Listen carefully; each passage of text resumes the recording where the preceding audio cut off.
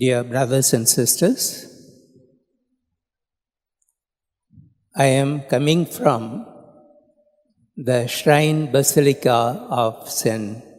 John de Brito, situated in Sivagangai, Diocese of Tamil Nadu. John de Brito was born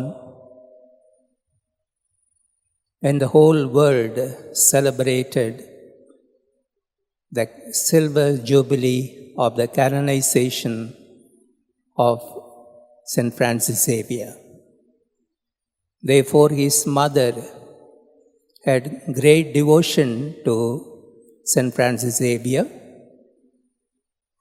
and the boy, Brito, at the age of 11, was at the point of death. His mother prayed earnestly to St. Francis Xavier for the healing, and she made a vow, if at all he was all right, she would ask him to wear the cassock of Jesuits for 1 year. He became all right, and according to her vows, she asked him to wear the cassock at the age of 11 for 1 year. That was the starting point for John de Brito to enter into the Jesuit order.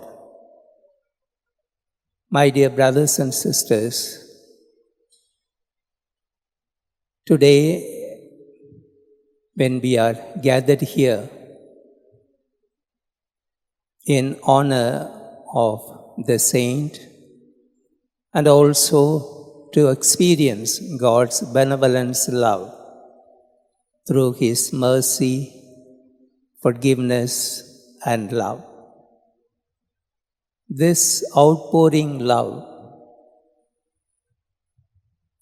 is given to us, each and every one of us, at the time of our baptism, and once again when we receive the Lord in the sacrament of the Eucharist.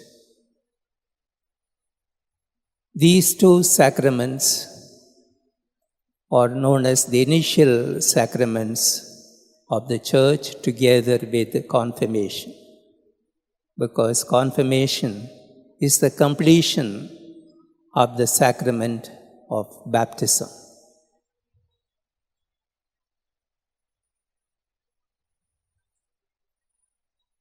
In the first reading,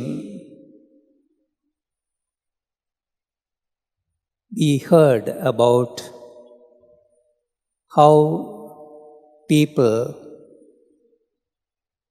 were beginning to receive Jesus.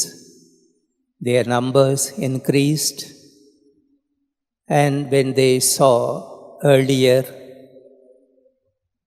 at the gate of the temple how Peter and John told the crippled man by birth,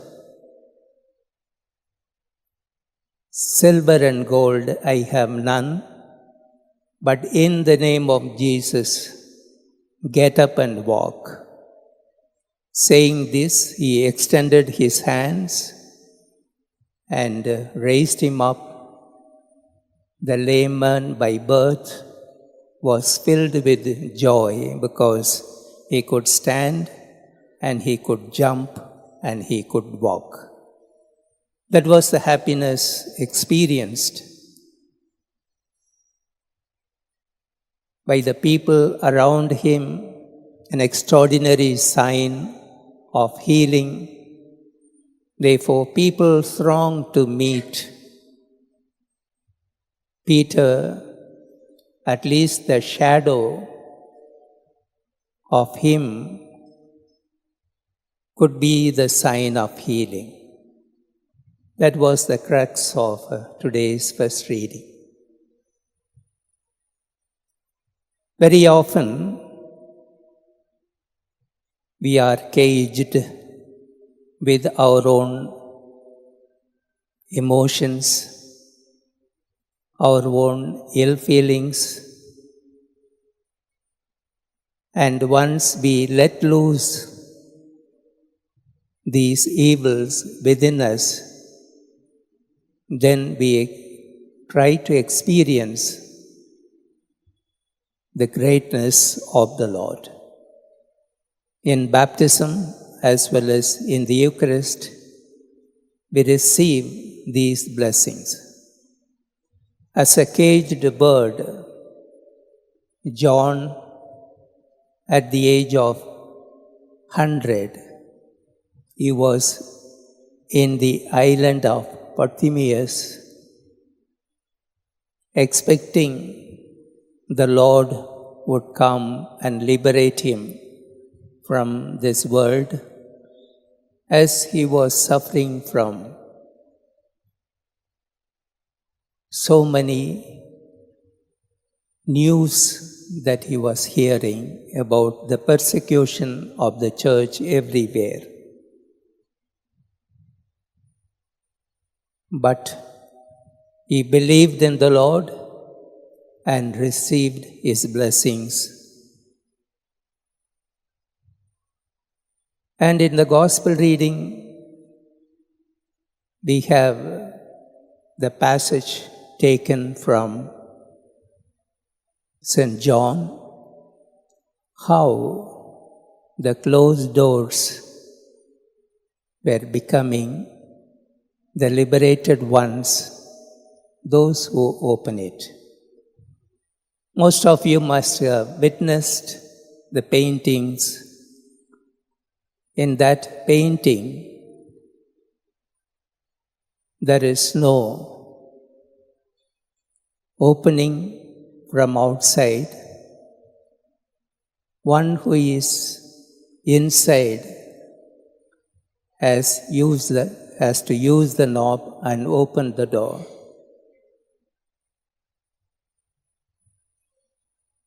Jesus holding the light, knocking at the door.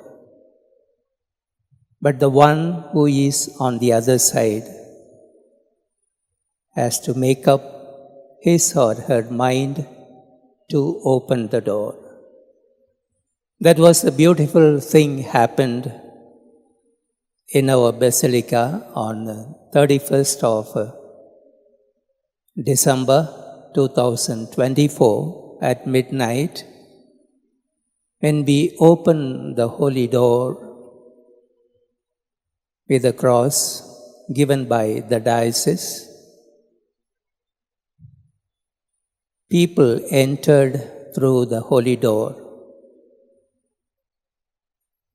During this Jubilee year, not only in Rome, but all basilicas in the world, once we enter through the main door and pray for the intention of the Holy Father, reciting the Lord's Prayer as well as reciting profession of faith, we receive plenary indulgence.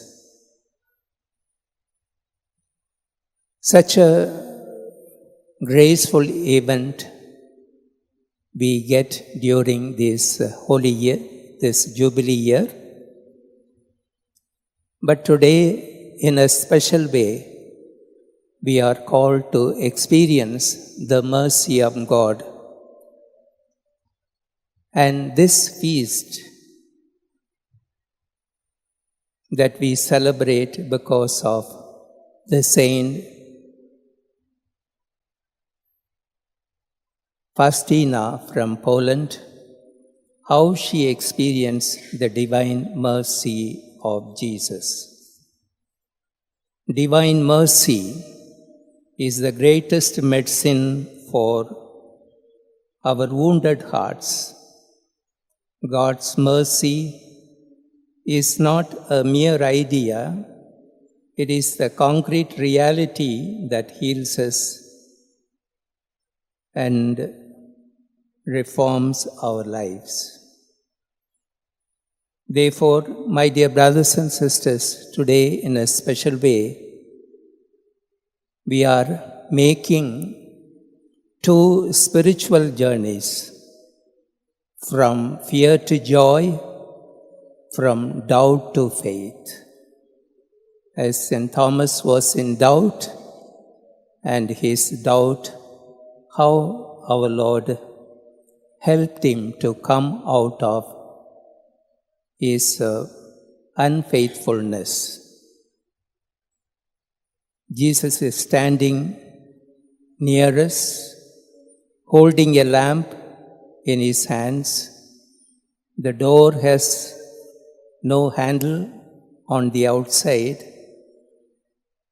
According to the artist, the door may be open from within. Today, you have to open the locked doors of yourselves, allowing to Jesus to enter in, allowing one another to experience that peace and joy that Jesus is giving us. For a few moments, let us reflect the divine mercy of Jesus, having poured out in our hearts through the receiving of the sacrament of baptism and Eucharist, and also by receiving the gifts of the Holy Spirit. Let's pause for a few moments. Experience this divine mercy entering into our hearts as we open our doors and allowing to Jesus and our neighbors to enter in.